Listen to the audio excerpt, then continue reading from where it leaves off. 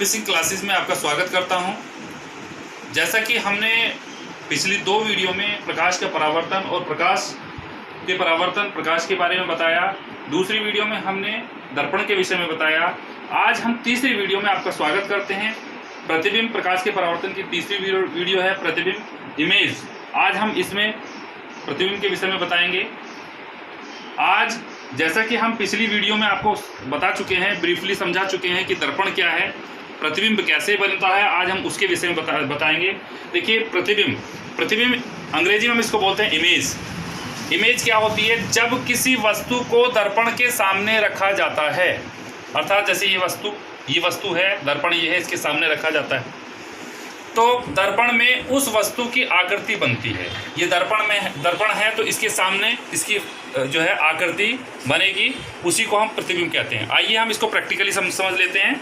देखिए, जैसे कि ये हमारा एक दर्पण है, देख रहे हैं। दर्पण के सामने यदि हम इस वस्तु को रखें, ये वस्तु रखी है, तो इस वस्तु का जो प्रतिबिंब बनता है, इसके सामने इसका प्रतिबिंब बनता है। इसके अंदर देखिए प्रतिबिंब बन रहा होगा, आप देख सकते हैं।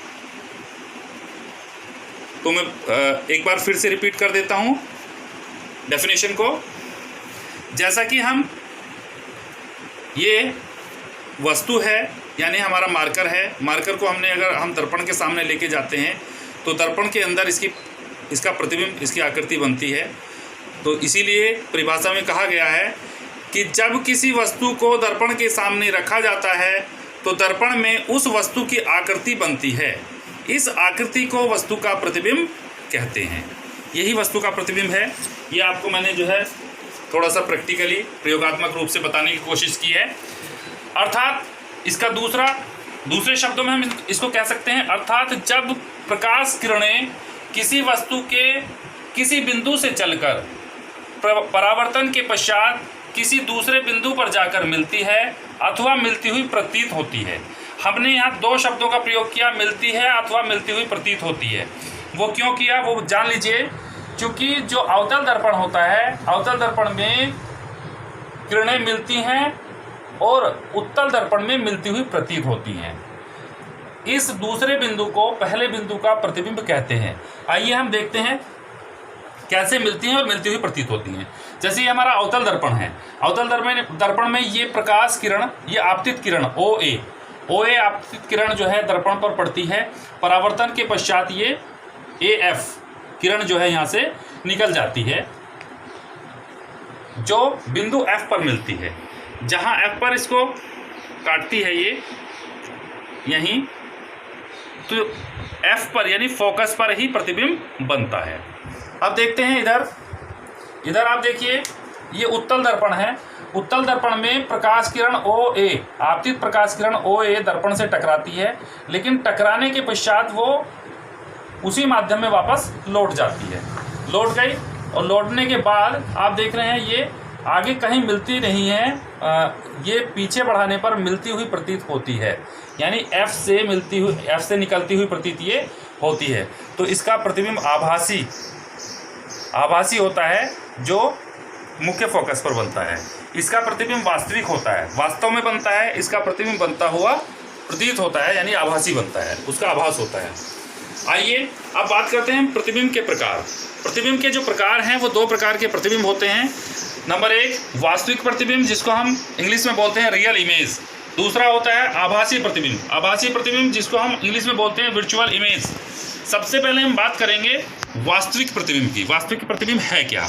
रियल इमेज, जब किसी वस्तु से चलने वाली प्रकाश किरणें दर्पण से परावर्तन के पश्चात किसी दूसरे बिंदु पर वास्तव में मिलती हैं, तो इस दूसरे बिंदु पर बने प्रतिबिंब को वास्तविक प्रतिबिंब कहते हैं। कैसे? अभी जैसे कि मैंने अभी बनाया था प्रतिबिंब, ये देखिए आप, ये अवतल दर्पण है। अवतल दर्पण में आपतित प्रकाश किरण है OA जो आपतित किरण है, ये OA किरण दर्पण से टकराती है, टकराने के पश्चात परावर्तित होती है, तो AF किरण ये परावर्तित किरण है। F बिंदु पर यानी मुख्य फोकस पर ही ये हमारा प्रतिबिंब बनता है I। O वस्तु है, I प्रतिबिंब है। ठीक है, तो ये बताया गया, इसमें दोबारा से देख लेते हैं। एक बार फिर से मैं पुनः दोहरा देता हूँ।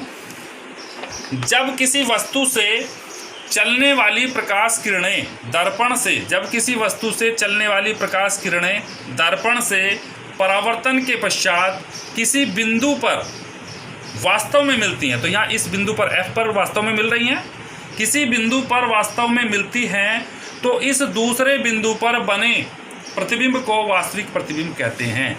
इसे हम रियल इमेज कहते हैं। इस प्रतिबिंब को पर्दे पर प्राप्त किया जा सकता है। ध्यान दीजिएगा, जो हमारा रियल प्रतिबिंब होता है यानी वास्तविक प्रतिबिंब जो होता है, वास्तविक प्रतिबिंब को हम पर्दे पर प्राप्त कर सकते हैं। आभासी प्रतिबिंब पर्दे पर प्राप्त नहीं होता है।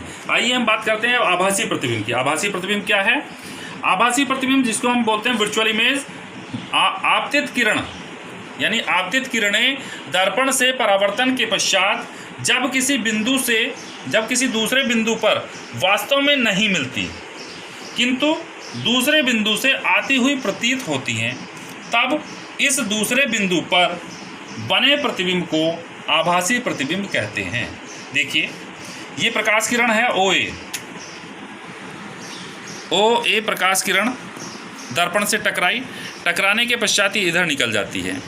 ये जब इधर निकल जाती है, सपोज दैट ये B बिंदु है, इसको पीछे की तरफ यदि बढ़ाएं तो ये F पर देख रहे हैं आप, F से निकलती हुई प्रतीत होती है। ये ऐसा लग रहा है कि जैसे यहाँ से निकल रही हो ये प्रकाश किरण, है ना। तो ये वास्तव में निकलती नहीं है, निकलती हुई प्रतीत होती है, तो इसलिए इसको आभासी प्रतिबिंब कहते हैं। इस बिंदु पर जो F मुख्य फोकस पर जो प्रतिबिंब बनता है वो उत्तल दर्पण द्वारा मुख्य फोकस पर जो प्रतिबिंब बनता है वो आभासी प्रतिबिंब होता है। तो इस प्रतिबिंब को पर्दे पर प्राप्त नहीं किया जा सकता, ये आभासी प्रतिबिंब कहते हैं इसे। आइए अब गोलीय दर्पणों द्वारा प्रतिबिंब का बनना बताते हैं हम कि गोलीय दर्पणों द्वारा प्रतिबिंब कैसे बनता है। तो गोलीय दर्पणों द्वारा प्रतिबिंब बनने के 3 मुख्य नियम हैं। 3 मुख्य नियम क्या है? देखिए, अधिकांश छात्र गलती कहाँ करते हैं? गलती यही करते हैं कि इन 3 मुख्य नियम को याद नहीं रखते हैं। तो ये 3 मुख्य नियम इनको याद रखिएगा, ये हमेशा स्थायी रहते हैं तीनों नियम। मुख्य अक्ष के समांतर आपतित किरण परावर्तन के पश्चात मुख्य फोकस से होकर जाती है। अर्थात यदि ये मुख्य अक्ष है, ये आप देख रहे हैं, ये मुख्य अक्ष है, मुख्य अक्ष है ये। तो इस मुख्य अक्ष के समांतर कोई भी प्रकाश किरण दर्पण पर यदि पड़ती है तो परावर्तन के पश्चात वह मुख्य फोकस से होकर गुजरती है। ये मुख्य फोकस है, देखिए, मुख्य फोकस से होकर गुजरती है। तो ये पहला नियम है, मुख्य अक्ष के समांतर आपतित प्रकाश किरणें परावर्तन के पश्चात मुख्य फोकस से होकर गुजरती है या होकर जाती है। ये हमारा प्रथम नियम हो गया। दूसरा, वक्रता केंद्र से आपतित प्रकाश किरणें परावर्तन के पश्चात अपने उसी मार्ग में वापस लौट जाती हैं। ये देखिए आप, ये इसका प्रकाश, ये आप देख रहे हैं वक्रता केंद्र है। तो वक्रता केंद्र से यहाँ देखिए, ये आपतित किरण है, आपतित किरण OA दर्पण से टकराती है लेकिन वक्रता केंद्र से निकलती है। ये जब ये वक्रता केंद्र से होकर जाती है आपतित किरण, तो परावर्तन के पश्चात दर्पण से टकराती है, अपने उसी मार्ग में वापस लौट जाती है। देख रहे हैं, वापस लौट रही है उसी मार्ग में। तो ये हमारा दूसरा नियम है। तीसरा नियम, पहले नियम का जस्ट अपोजिट, मुख्य फोकस से होकर आपतित किरण परावर्तन के पश्चात मुख्य अक्ष के समांतर हो जाती है। अब आप देखिए, जैसे ये प्रकाश किरण है, ये मुख्य फोकस से होकर जा रही है। मुख्य फोकस से होकर यदि दर्पण पर पड़ती है तो OA मुख्य फोकस से होकर जा रही है, दर्पण पर पड़ी, दर्पण पर पड़ने के बाद ये AB इस तरह से वापस, लेकिन किसके? मुख्य अक्ष के समांतर वापस आती है। ये आप परावर्तित किरण जो है AB मुख्य अक्ष से समांतर हो जाती है। इसका तीसरा नियम, ठीक है। ये हमारे 3 मुख्य नियम थे। आइए अब हम चर्चा करते हैं कि अवतल दर्पण द्वारा और उत्तल दर्पण द्वारा प्रतिबिंब कैसे बनते हैं। हम सबसे पहले बात करते हैं अवतल दर्पण द्वारा प्रतिबिंब कैसे बनते हैं।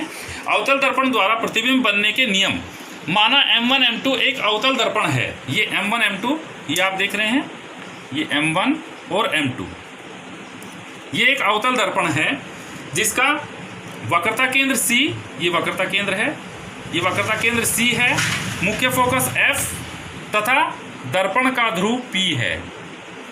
तब नंबर 1, जब वस्तु अनंत पर रखी हो, तो जब वस्तु अनंत पर रखी हो तब उसका प्रतिबिंब कहाँ बनता है। तो मैंने बताया था कि जब भी वस्तु रखी होती है तो उससे दो किरणें निकलती हैं। अब एक किरण जो है मुख्य फोकस से होकर जाती है, देख रहे हैं, मुख्य फोकस से होकर जो ये किरण गई OA, ये मुख्य फोकस से जो गई, मुख्य फोकस से जाकर दर्पण से टकराती है, और दर्पण से टकराने के पश्चात ये उसके समांतर हो जाती है, मुख्य अक्ष के समांतर हो जाती है। दूसरी प्रकाश किरण जो है ये आप देख रहे हैं, ये वक्रता केंद्र से होकर, तो मैंने बताया था अभी नियम कि वक्रता केंद्र से होकर जो प्रकाश किरण दर्पण पर पड़ती है वो दर्पण पर पड़ने के पश्चात उसी मार्ग में परावर्तित हो जाती है, वापस उसी मार्ग में चली जाती है। तो उसी मार्ग में वापस लौट गई। तो परावर्तन के पश्चात जहाँ ये दोनों किरणें एक दूसरे को आपस में काटती है, रखी हो, जब वस्तु अनंत पर रखी हो, अनंत पर रखी वस्तु है OO' से एक प्रकाश किरण OA दर्पण पर पड़ती है जो मुख्य फोकस से होकर जाती है, मुख्य फोकस से होकर जाती है। तो जैसे कि हमने नियम बताया था कि मुख्य फोकस से गुजरने वाली प्रकाश किरण परावर्तन के पश्चात वो मुख्य अक्ष के समांतर हो जाती है। तो ये मुख्य अक्ष के समांतर हो गई AI'। दूसरी प्रकाश किरण वक्रता केंद्र से होकर जाती है, वक्रता केंद्र से होते हुए दर्पण से टकराती है और परावर्तन के पश्चात उसी मार्ग में वापस लौट जाती है। जहाँ ये दोनों परावर्तित किरणें एक दूसरे को काटती हैं वो बिंदु है I'। तो I और I' ये प्रतिबिंब हुआ, ये हमारा प्रतिबिंब बनता है। अब देखिए प्रतिबिंब की प्रकृति क्या होती है, प्रकृति के बारे में बताते हैं। इधर देखिए, ये है प्रकृति। प्रकृति है वास्तविक उल्टा वस्तु से छोटा तथा मुख्य फोकस पर बनता है। यहाँ देखिए वास्तविक, क्योंकि दर्पण के सामने बन रहा है तो वास्तविक है, वास्तविक उल्टा तथा वस्तु से छोटा प्रतिबिंब बनता है और मुख्य फोकस पर बनता है। ये है मुख्य फोकस F मुख्य फोकस पर बनता है। अब आगे बात करते हैं, जब वस्तु अनंत व वक्रता केंद्र के बीच रखी हो। यहाँ वस्तु, ये वक्रता केंद्र है, अनंत और वक्रता केंद्र के बीच में रखी है वस्तु OO'। तो इसका जो प्रतिबिंब बनता है, एक प्रकाश किरण मुख्य अक्ष के समांतर जाती है, मुख्य अक्ष के समांतर जो प्रकाश किरण जाती है वो दर्पण से टकराती है और परावर्तन के पश्चात वो मुख्य फोकस से होकर निकल जाती है। दूसरी प्रकाश किरण वक्रता केंद्र से होकर जाती है और दर्पण पर टकराती है, दर्पण से टकराने के पश्चात परावर्तित होकर उसी मार्ग में वापस लौट जाती है। तो जहाँ ये दोनों परावर्तित किरणें एक दूसरे को काटती हैं उस बिंदु को I' कहा जाता है, और I' से मुख्य अक्ष पर लंब डालते हैं तो I' इसका जो है प्रतिबिंब बन जाता है। प्रतिबिंब की प्रकृति देख लीजिए, प्रकृति क्या है। प्रतिबिंब की प्रकृति बनती है, प्रतिबिंब उल्टा वास्तविक वस्तु से छोटा तथा C व F के बीच बनता है। C व F यानी वक्रता केंद्र और मुख्य फोकस के बीच में प्रतिबिंब बनता है, वस्तु से बहुत छोटा होता है। ये इसकी प्रकृति हो गई। अब बात करते हैं जब वस्तु वक्रता केंद्र पर रखी हो। कभी कभी प्रश्न आ जाता है कि यदि हमें वस्तु के बराबर अगर हमें प्रतिबिंब चाहिए, ये वस्तु रखी है, वस्तु के बराबर यदि प्रतिबिंब चाहिए तो हमें वस्तु को कहाँ रखना पड़ेगा। तो उसमें आपको हम जवाब देते हैं कि अगर वस्तु के बराबर प्रतिबिंब चाहिए तो वस्तु को वक्रता केंद्र पर रखना पड़ेगा। अब आप देखिए यहाँ वक्रता केंद्र पर वस्तु रखी है OO'। जब वस्तु रखी है तो यहाँ एक प्रकाश किरण मुख्य अक्ष के समांतर जाती है, मुख्य अक्ष के समांतर दर्पण से टकराती है और परावर्तन के पश्चात मुख्य फोकस से होते हुए निकल जाती है। दूसरी प्रकाश किरण यहीं मुख्य फोकस से होकर जाती है। जब ये मुख्य फोकस से होकर जाती है तो दर्पण से टकराती है और परावर्तन के पश्चात ये मुख्य अक्ष के समांतर हो जाती है। जहाँ ये एक दूसरे को काटती हैं, दोनों परावर्तित किरणें एक दूसरे को काटती हैं, वही बिंदु I' कहलाता है। और I' से मुख्य अक्ष पर जब लंब डालते हैं तो ये I और I' प्रतिबिंब बन जाता है। ठीक है बच्चों, I' प्रतिबिंब बन जाता है। ये प्रतिबिंब जो होता है वस्तु के बराबर होता है। प्रतिबिंब उल्टा वस्तु के बराबर तथा वक्रता केंद्र पर वक्रता केंद्र सी पर ही बनता। नंबर 4 में जब वस्तु वक्रता केंद्र और मुख्य फोकस के बीच में हो। यहाँ देखिए वक्रता केंद्र और मुख्य फोकस, वक्रता केंद्र और मुख्य फोकस के बीच में जब वस्तु रखी है ओ डैश, तो ओ डैश जब वस्तु रखी है तो ओ डैश से मुख्य अक्ष के समांतर एक प्रकाश किरण दर्पण पर पड़ती है ओ डैश ए दर्पण से टकराकर परावर्तित होकर मुख्य फोकस से होकर गुजरती है। मुख्य फोकस से होकर आगे इसको बढ़ाते हैं। दूसरी प्रकाश किरण मुख्य फोकस से होकर दर्पण पर पड़ती है, तो मुख्य फोकस से जब प्रकाश किरण दर्पण पर पड़ती है तो ये परावर्तन के पश्चात यहाँ आप देख रहे हैं कि ये बी आई डैश आगे बढ़ाने पर ये आई डैश पर दोनों परावर्तित किरण दोनों एक आई डैश पर काटती हैं। जब दोनों आई डैश पर काटती हैं तो आई डैश से फिर हम मुख्य अक्ष पर लंब डालते हैं, तो ये आई और आई डैश हमारा प्रतिबिंब तैयार हो जाता है। ये ओ डैश का प्रतिबिंब आई डैश बनता है। ध्यान दीजिएगा, अब प्रतिबिंब बड़ा होगा, वस्तु छोटी होगी। क्यों? क्योंकि आप देख रहे हैं कि यहाँ प्रतिबिंब जो है वस्तु से बड़ा है। प्रकृति देख लेते हैं। प्रकृति वास्तविक उल्टा वस्तु से बड़ा तथा वक्रता केंद्र व अनंत के बीच में बनता है। यहाँ देखिए वस्तु से बड़ा बनता है, उल्टा है क्योंकि दर्पण के सामने है तो वास्तविक है। वास्तविक उल्टा वस्तु से बड़ा तथा वक्रता केंद्र और अनंत के बीच में बनता है। ये जब वस्तु वक्रता केंद्र और मुख्य फोकस के बीच में रखी हो तब। आइए नंबर 5 देखते हैं। जब वस्तु मुख्य फोकस पर रखी हो। मुख्य फोकस देखिए, ये मुख्य फोकस है। मुख्य फोकस पर जब वस्तु रखी होती है तो एक प्रकाश किरण जो है ओ डैश, ये वस्तु होती है ओ डैश। हाँ, तो जब वस्तु मुख्य अक्ष पर रखी हो तब प्रतिबिंब कहाँ बनता है? वस्तु हमने रखी ओ डैश मुख्य अक्ष पर, ये है मुख्य फोकस पर। जब वस्तु मुख्य फोकस पर रखी होती है तब प्रतिबिंब कहाँ बनता है? अब आप देखिए ओ डैश ए प्रकाश किरण मुख्य अक्ष के समांतर एक प्रकाश किरण दर्पण पर पड़ती है। परावर्तन के पश्चात ये एफ से होते हुए मुख्य फोकस से होते हुए आगे निकल जाती है। दूसरी प्रकाश किरण यहीं वक्रता केंद्र, अब आप देखिए वक्रता केंद्र से ये जाती हुई प्रतीत होती है। दूसरी प्रकाश किरण यहाँ से दर्पण पर पड़ती है और उसी मार्ग में वापस लौट जाती है। और ये आगे देख रहे हैं ये वक्रता केंद्र से होते हुए आगे गुजर जाती है, अर्थात ये आगे कहीं नहीं मिलती है। दोनों परावर्तित किरणें कहीं नहीं मिलती, तो इसका प्रतिबिंब कहाँ बनेगा? अनंत पर बनता है। प्रकृति देख लेते हैं। प्रकृति है प्रतिबिंब वास्तविक उल्टा वस्तु से बहुत बड़ा व अनंत पर बनता है। ये है इसकी प्रकृति जब वस्तु मुख्य फोकस पर रखी हो। आइए 6वां पॉइंट देखते हैं। 6वें पॉइंट में जब वस्तु ध्रुव तथा मुख्य फोकस के बीच में रखी हो, अर्थात P एंड F के बीच में रखी हो। यहाँ आप देखिए ये P है और ये F है। जब वस्तु P और F के बीच में रखी हो तब यहाँ रखी है वस्तु ओ डैश, तो P यहाँ से ओ डैश ए एक प्रकाश किरण ओ डैश ए पड़ती है जो मुख्य फोकस से होकर गुजर जाती है। यहाँ से परावर्तन के पश्चात ये मुख्य फोकस से होकर गुजर जाती है। आगे बढ़ाते हैं इसको पीछे बढ़ाने पर इसको पीछे बढ़ाते हैं क्योंकि आगे तो कहीं मिलती नहीं है। अब दूसरी प्रकाश किरण ओ डैश से ओ डैश बी ये दर्पण से टकराती है और टकराने के पश्चात उसी मार्ग में वापस लौट जाती है और इसको पीछे बढ़ाने पर ये वक्रता केंद्र सी पर मिलती है। और क्योंकि आगे यहाँ देख रहे हैं कहीं भी प्रतिबिंब नहीं बनता है तो इसको हम पीछे की तरफ बढ़ाते हैं। दोनों को जब पीछे की तरफ बढ़ाते हैं तो ये आई डैश पर काटती है।